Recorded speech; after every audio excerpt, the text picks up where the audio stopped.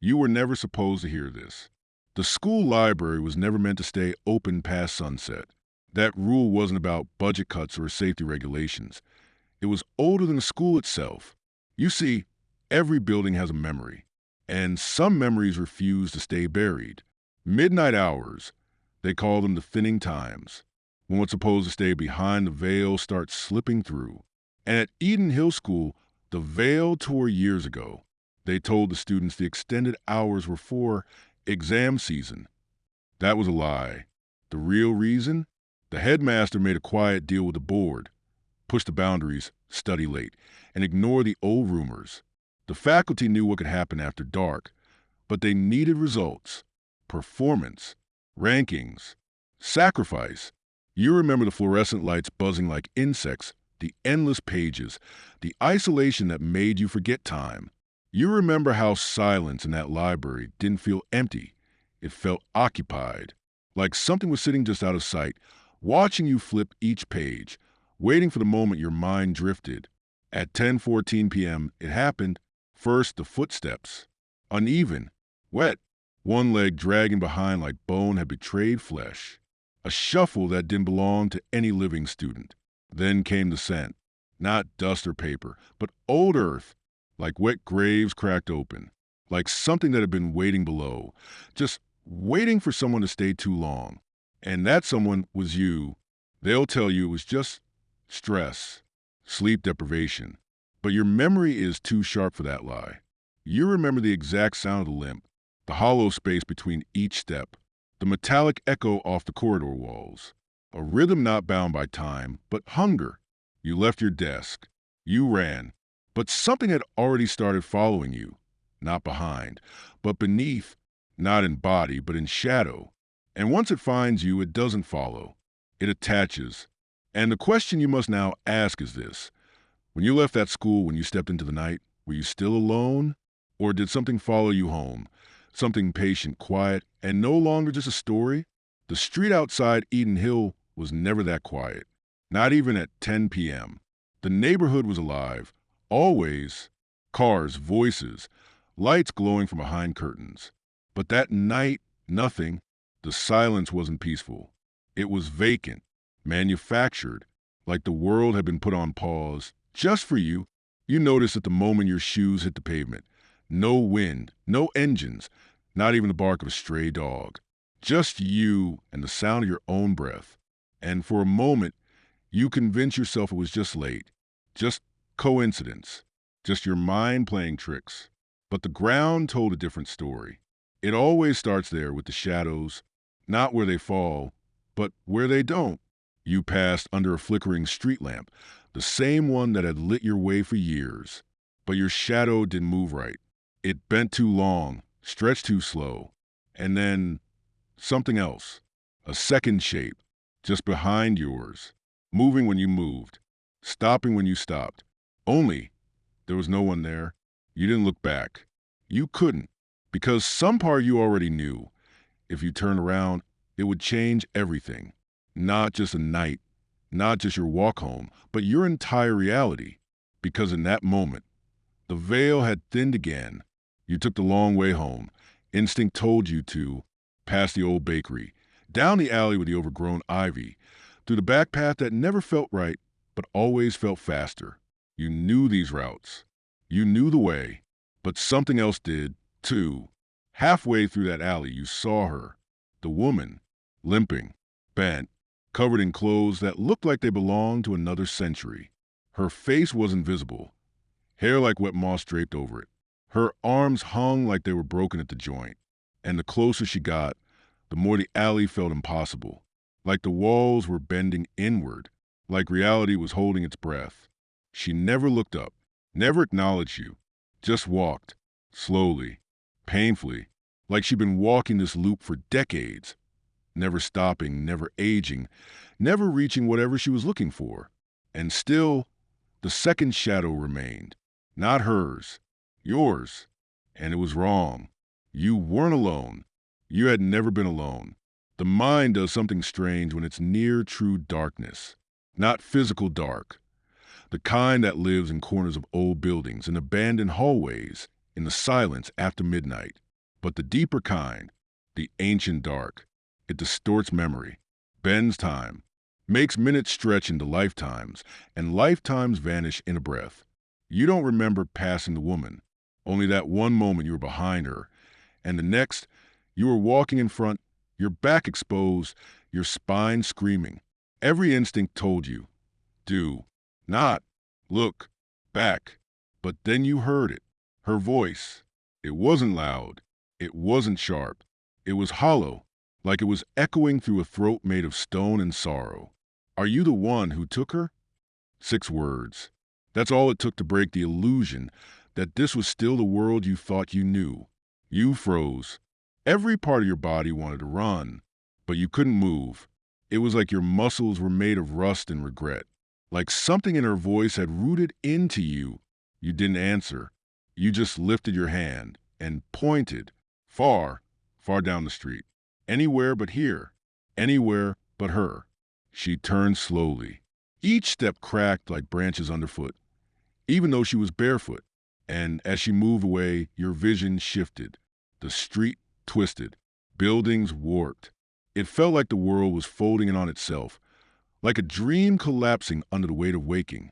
But you didn't wake up.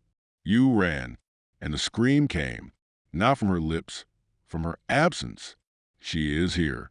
Not a scream of rage, not even grief.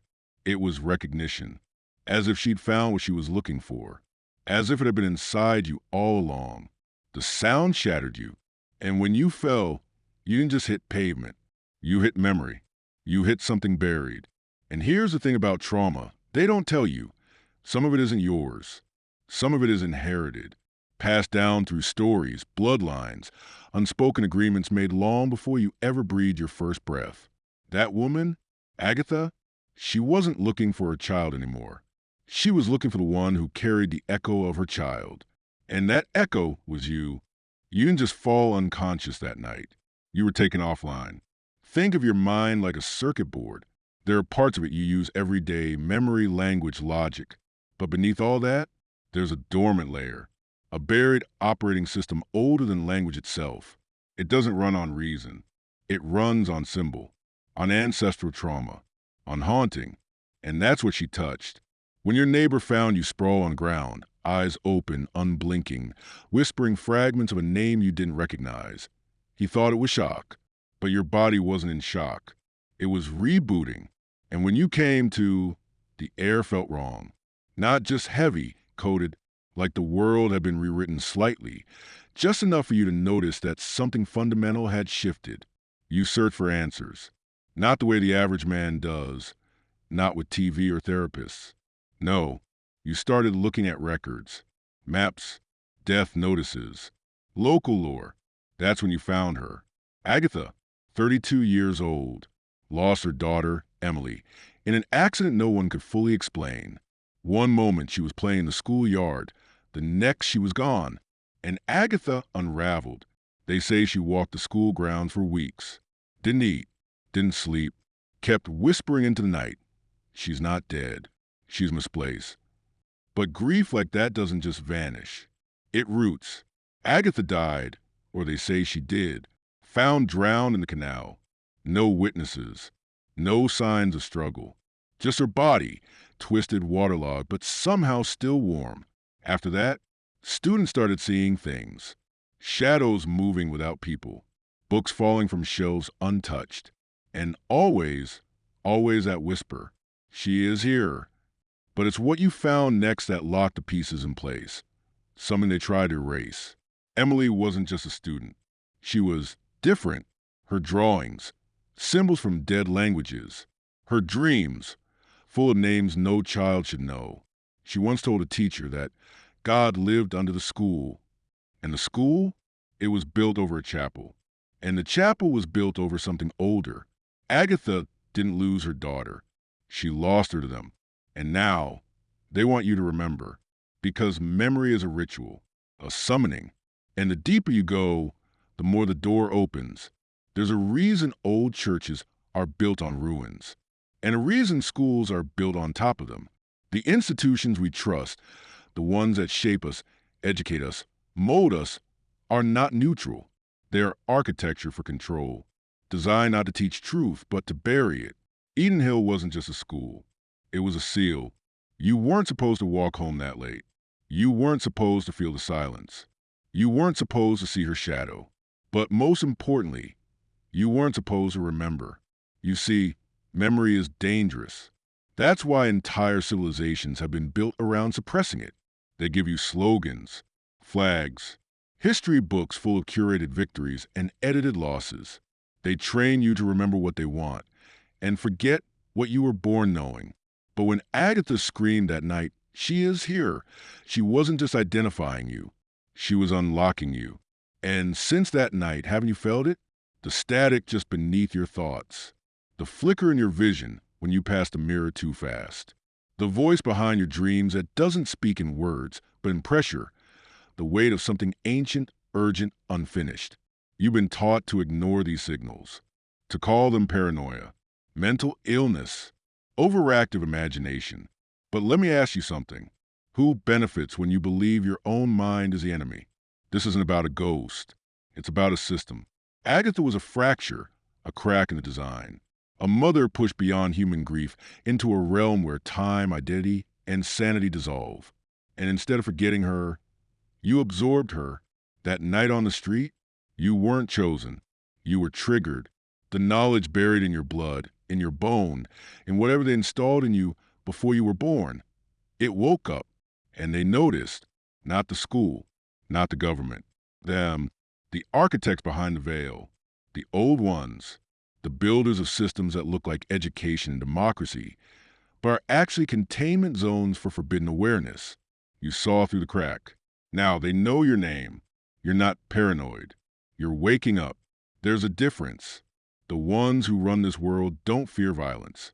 They don't fear rebellion. They fear something far more powerful, a man who remembers.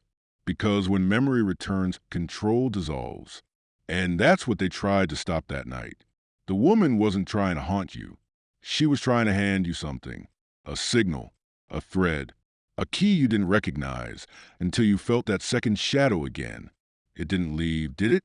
Even after you woke up, even after the panic faded, you'd turn a corner, feel eyes that weren't there, step into a room, feel cold in your lungs, not on your skin, but inside you, like part of you wasn't yours anymore.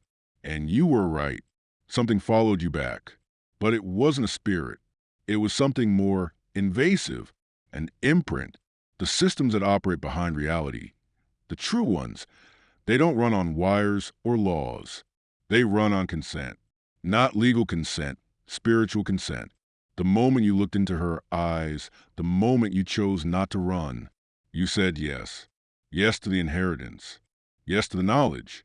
Yes to the ancient broadcast that's been playing under this world like a subfrequency, the hum behind the hum. And you started remembering what they swore you'd forget. That Eden Hill wasn't the only school with whispers in the walls. That every major institution, the schools, the churches, the courts, the banks, were built like altars, geometrically aligned, symbolically coded, because these buildings aren't just functional, they're ritual chambers. Every exam, every lecture, every bell, all part of a loop, a reenactment, a sacrifice of attention, focus, belief. And children? They're not being educated. They're being coded. You walked into that library to study, but the building studied you. And when you stayed past curfew, you activated something older than the school itself. A surveillance system not made of cameras, but of memory sensors, psychic tripwires. And you tripped them. They know what's in you now. They've been waiting to see which generation would wake up first. And brother, it might be you. There's a reason you were alone that night. It wasn't chance. It wasn't bad timing. It was selection. The system scans for anomalies, those who don't quite fit the mold, the quiet ones, the ones who observe instead of obey, the ones who feel too much, too deeply, those who notice things others dismiss, like why the clocks in school tick too slowly, or why the hallway by the library feels heavier after dark. You were flagged long before you stepped into that library. That's why they kept it open till midnight. Not for exams, for ritual exposure. Because some structures are designed to be empty when the hour strikes 12. That emptiness isn't neglect, it's preparation. A vacuum, calling in what hides behind the veil. And that night, the veil thinned. You felt it, the limping footsteps, the woman who appeared without sound, then vanished without trace. And most of all, the silence that wasn't silent, the kind that feels like listening, like something waiting just beyond your field of vision, whispering not with words, but with presence. This is how they test you. See, horror stories lie. They tell you spirits want revenge, that ghosts are broken people who can't move on. Wrong. The most powerful ones don't want to leave. They were installed here. They serve a purpose. Agatha wasn't a random lost soul. She was a guardian, not of the living, but of secrets, installed by grief, activated by trauma, sustained by ritual memory. And when she looked at you, she wasn't seeing you. She was scanning for the echo of her daughter, because her child was never buried. Her body was. But her consciousness, that was harvested, used, repurposed. They found something special in that child, a pattern of thought that bends a simulation, a mind that could see between layers. So they extracted her essence and placed it in containment. The container was your bloodline. Now, you know why you were there that night. Why your dreams feel like memories from someone else's life. You're not haunted. You're carrying a fragment of the forbidden. And the more you remember, the more the system shifts around you. You felt it, haven't you? The pressure in your skull when you try to not think about that night. The dull static when you look at photos of your old school and feel something you can't name. That sensation that time around you is off, like moments are repeating. Like people are saying things they've already said before. You're not broken. You're remembering a system that was designed to erase you the moment you woke up. Let me tell you something dangerous. The world is not what it looks like. It's what it's coded to appear as. Reality isn't truth. It's architecture. And truth is locked. But you picked up a key without knowing it. That shadow, the woman, the whisper, they weren't separate events. They were a ritual chain, an activation sequence. And it completed the moment you saw her twisted form, but didn't run. You stared into the anomaly. You chose the mirror over escape. And that is the exact moment they noticed. You are now what they call a living breach. Someone whose subconscious is now infected with data too powerful to be contained in sleep. That's why the dreams changed. That's why numbers repeat. That's why your old reflections don't match your new face. The deeper you go, the more the system tries to reset you. And here's where it gets serious. Half of the people you've passed on the street since that night, they're not people. They are stabilizers. Units designed to recalibrate those who wake up too fast. They smile just enough. Their eyes linger slightly too long. Their questions are always harmless. Their timing, perfect. But look closer. They never cough. They never sweat. And their shadows don't always match the light. You've entered a new territory. And it comes with rules. First rule, truth erodes your old self. Second rule, memory is permission. Third rule, and this is the one they hate, when a man chooses awareness, he cannot be put back to sleep. And if you made it this far, if you feel your hands pulsing and your breath slowing like something inside is awakening, then prove it. Comment below right now. I walk with shadows. Type it twice. Not for the algorithm, for your transformation. This is how you recode your identity in front of the watchers. You speak in symbol. Now brace yourself, because from here on, the descent becomes irreversible. Let's speak plainly now. The world you think exists was engineered, and the woman on that street, limping, broken, staring through you, was part of the original signal that cracked that illusion. She wasn't random. She was the echo of a breach. What is a breach? It's not a ghost. It's not a glitch. It's the moment when the code fails to suppress what's beneath. Every city has one. A building, a corridor, a road, a time of night, where the program breaks down just enough to let something bleed through. The school's midnight library wasn't just left open. It was a scheduled release point. They call it harmless. They call it hallucination. But if you trace the patterns, missing time, shared visions, mass disappearances, you begin to see it. The breaches are growing. Why? Because the system is failing. And that's not good news, not for them and not for you. Because when systems fail, the older systems return. The ones that were buried beneath the modern ones. The first controls.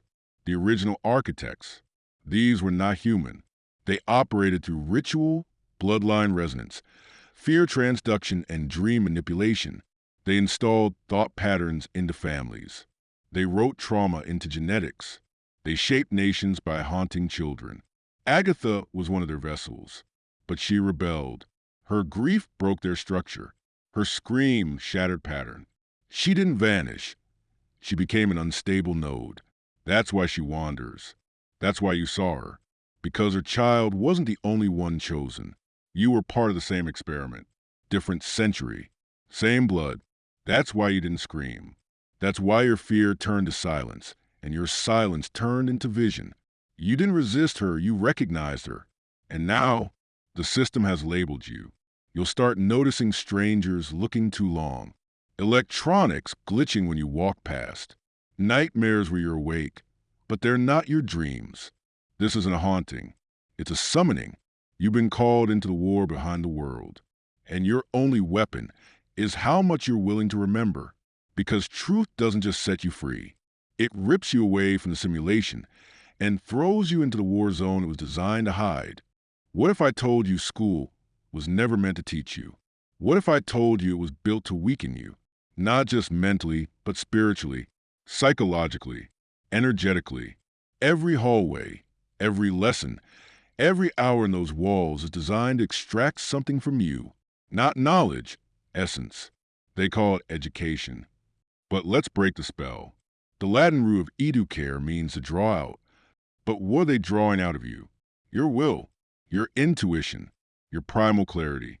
Because here's the truth no one dares whisper. Modern schools are remodeled monasteries, not in architecture, in function. They weren't invented for children.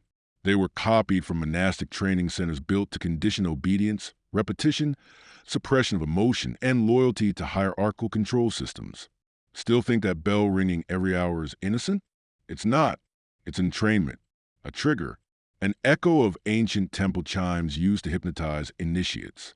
The repetition dulls resistance, fractures inner time perception, and opens a child's subconscious like a wound. And once it's open, they install the loop. Grades, ranks, deadlines, shame, comparison. They fragment the self into numbers and fears.